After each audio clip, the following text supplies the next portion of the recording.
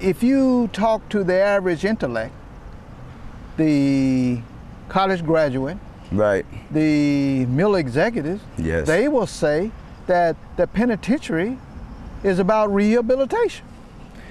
What I find surprising is these experts that, you know, that you're talking about, these scholars, you know, they read all these books and do all this investigating, do all this research, but none of them have ever spent a day within that environment. And I challenge any of them to spend an extended amount of time. And I'm not talking about an 8-hour shift. I'm talking about spend some time in there till they really, really get a grasp of what's going on. What you go through locked in a cage, what you go through being dehumanized, having your name taken away from you, what you go through being verbally abused and being physically abused, you can't learn what the effects of that is by reading a book. I don't care how smart you are. The only way that you will understand what a prisoner goes through is to walk in that prisoner's shoes. I call that prisonization. Some may call it institutionalization.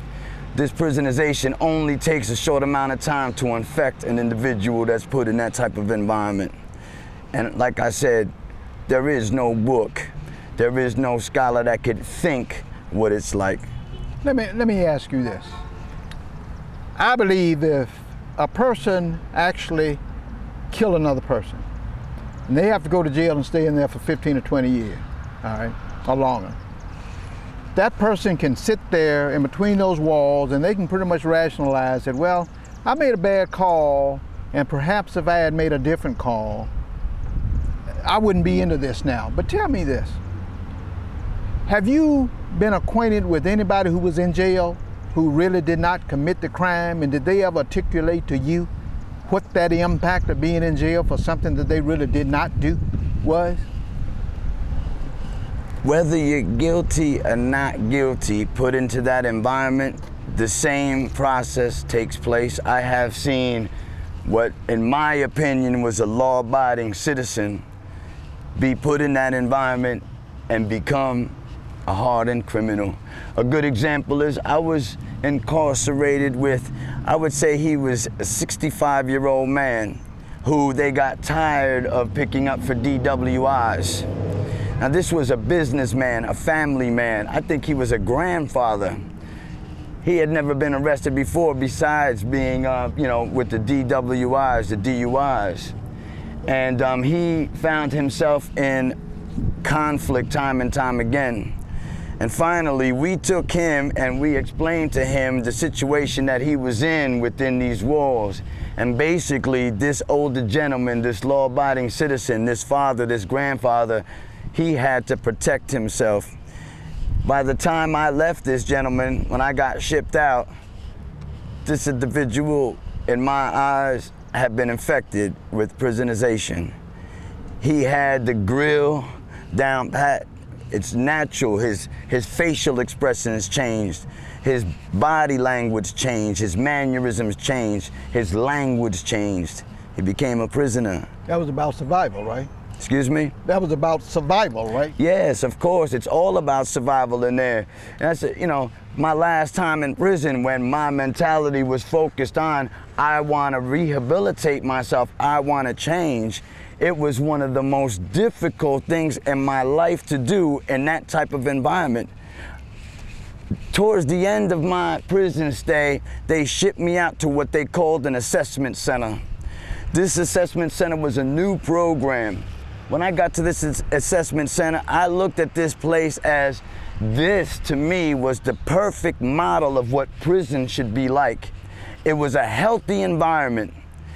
The walls were painted with bright colors that made you feel good instead of dingy, gray colors that made you feel down. They had positive slogans painted all over the walls, like "Believe to Achieve." You were allowed to wear regular clothes. They addressed you by your real name.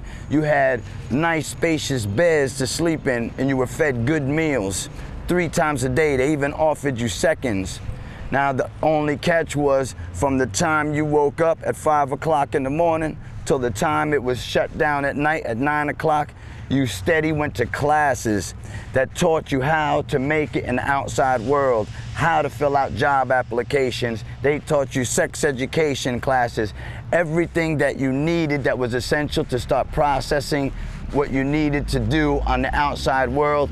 The only thing I said was, why do they have this part to be for only 8 weeks, you know, and the negativity part, the bad environment, was where you spent your years.